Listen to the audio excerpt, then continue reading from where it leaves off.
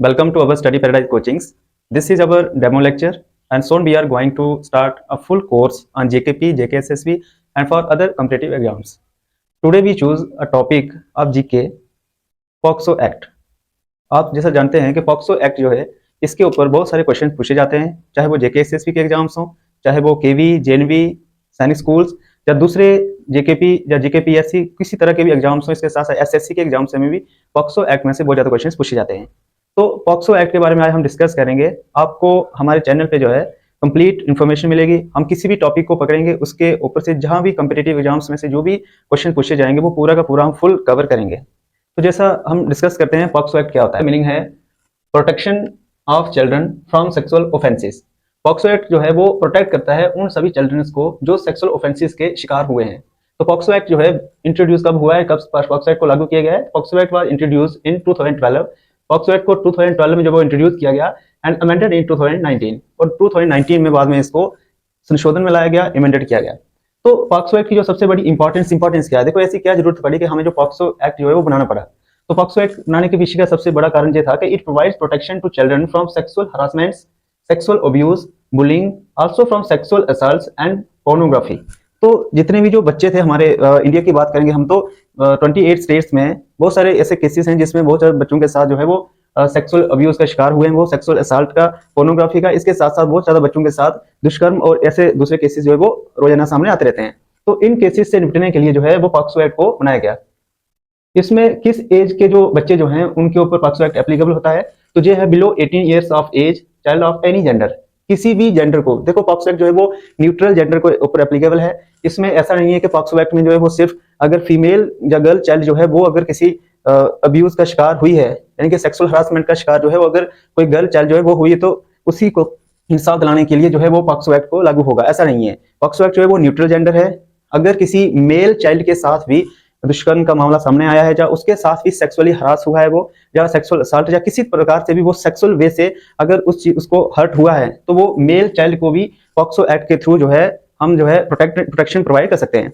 तो इसमें एज का जो है बिलो 18 ईयर्स ऑफ एज की किसी भी चाइल्ड के साथ, जब चाइल्ड की बात आती है तो चाइल्ड में दोनों जो है चीजें आती हैं, जिसमें बॉयज एंड गर्ल्स जो है दोनों आते हैं, या फिर न्यूट्रल जेंडर जो है ये एप्लीकेबल है। क्राइम और वायलेशन अगर हम बात करें तो अगर पॉक्सो एक्ट के थ्रू अगर किसी भी अब्यूज ने जो है वो एक विक्टिम के साथ जो है अगर किसी गलत तरीके से सेक्सुअली जो है वो उसको हरास किया या असल्ट किया, तो इसमें कितनी उसको सजा मिल सकती है, या कानून का पॉक्सो एक्ट का वायलेशन होने पर किस तरह का अब्यूज के साथ कितना सजा होगी उसको, या क्या उसको फाइन पड़ेगा। तो उसके ऊपर है मिनिमम जो है वो 10 ईयर्स की जेल हो सकती है उसको, अंडर 2012 पॉक्सो एक्ट रूल। 2012 के पॉक्सो एक्ट रूल्स के तहत उसको मिनिमम कम से कम जो है 10 साल की सजा होगी, और मैक्सिमम सजा जो है 2019 में जाकर जो है इसको अप्रूव किया गया है कि डेथ सेंटेंस का भी प्रावधान है।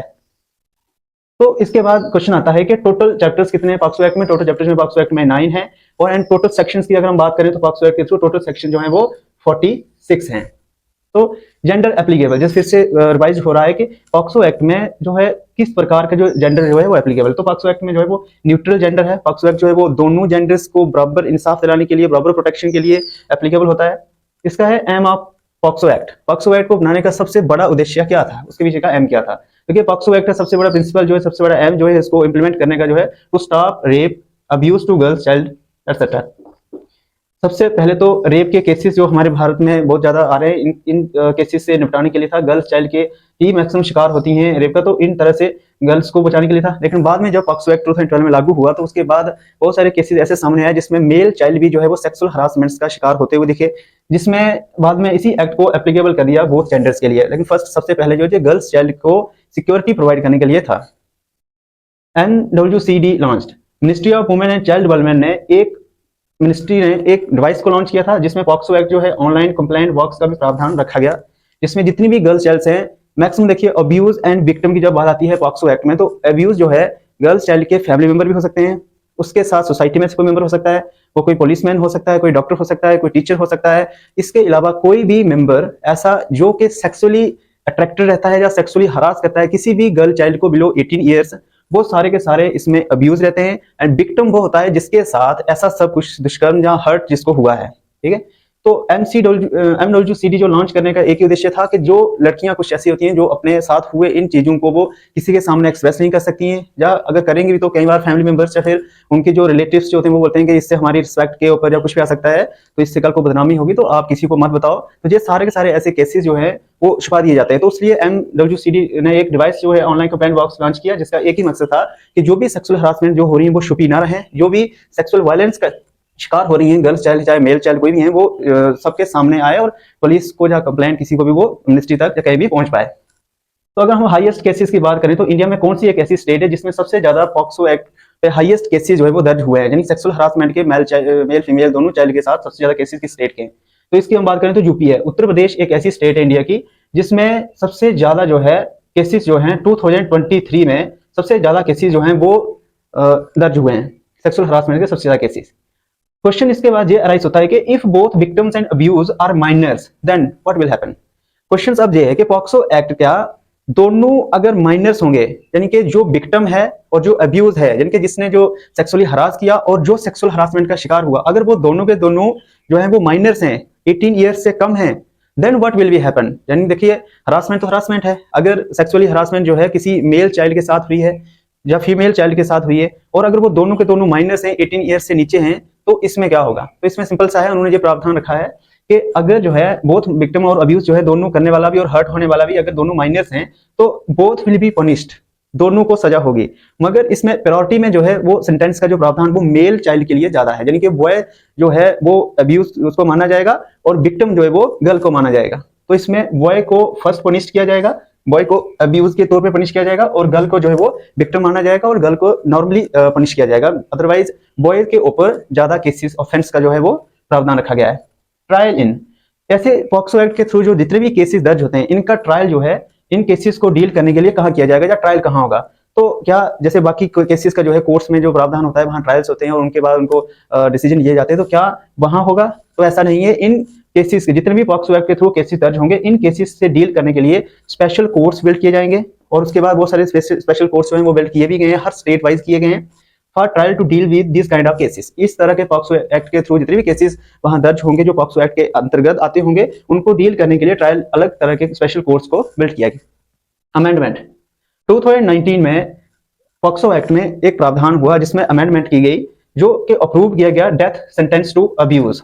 इससे पहले 2012 में जब ये पॉक्सो एक्ट बनाया गया था जिसमें मिनिमम कम से कम 10 इयर्स की जेल का प्रावधान रखा गया था और इतनी सजा दी गई थी, लेकिन बाद में जो है 2019 में बहुत ज्यादा केसेस में कोई भी ठहराव नहीं आया, केसेस और ज्यादा बढ़ते रहे, तो उन केसेस को ज्यादा रोकने के लिए और इस तरह से प्रावधान बनाया गया कि डेथ सेंटेंस किया जाएगा अब्यूज को अगर इस तरह से कोई विक्टिम में आता है। तो अब ये था पॉक्सो एक्ट। पॉक्सो एक्ट के थ्रू जो है हमने ये डिस्कस कर दिया कि 2012 में पॉक्सो एक्ट इंट्रोड्यूस हुआ है, 2019 में जाकर पॉक्सो एक्ट को अमेंडेड किया गया, यानी कि इसमें संशोधन किया गया, एडिशन की गई न्यू चीजों की। वो एडिशन क्या थी?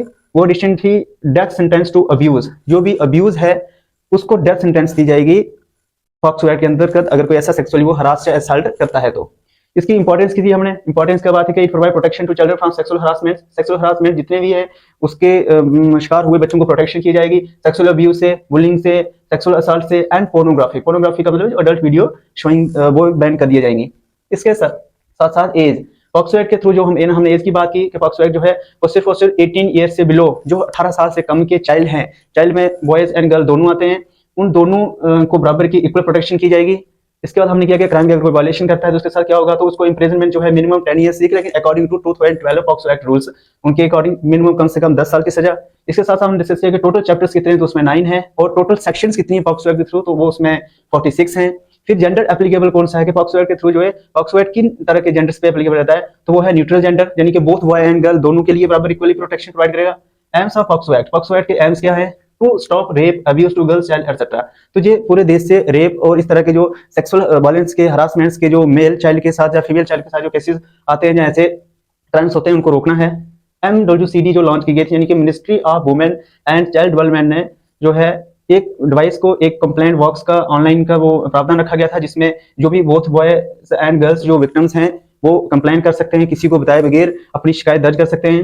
हाईएस्ट केसेस स्टेट, इंडिया के हम भारत की बात करें तो इंडिया में जो है इस तरह के सबसे ज्यादा केसेस जो जिस स्टेट से सामने आए हैं वो है यूपी, उत्तर प्रदेश, और ये है 2023 का डाटा।